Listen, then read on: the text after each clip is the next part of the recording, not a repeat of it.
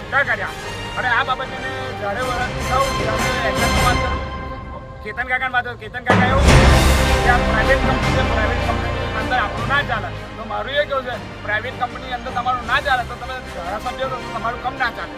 કયા કારણ ના ચાલે? તમે તો સારી ના રાજો હુકમ તમારું ના ચાલે. આજ ગાડીને કમ્પ્લેન સારું તું જા ને વાત કરે હજુ કોઈ એનો નિરાકરણમાં આવ્યું નહીં. એની કોઈ વ્યવસ્થા નથી કરતી. સાથે સાથે કામદારોના મૃત્યુ થાય તો એના પરિવારોને એવા કોઈ લાભ નથી આપતી. સાથે અહીંયાને જે સ્થાનિક યુવાનો છે એને રોજગાર મળવો જોઈએ, એ સ્થાનિક યુવાનોને રોજગાર મળતો નથી.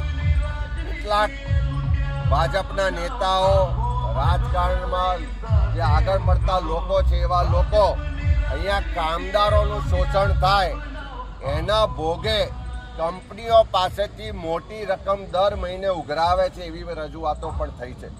અનેક જગ્યાએ હક માગવા ગયા તો કામદારોને છૂટા કરી દેવામાં આવ્યા. કામદારો વિરોધ કરવા જાય છે તો પોલીસ દ્વારા, સરકાર દ્વારા, ભાજપના નેતાઓ દ્વારા એમને ડરાવવા દબાવવામાં આવે.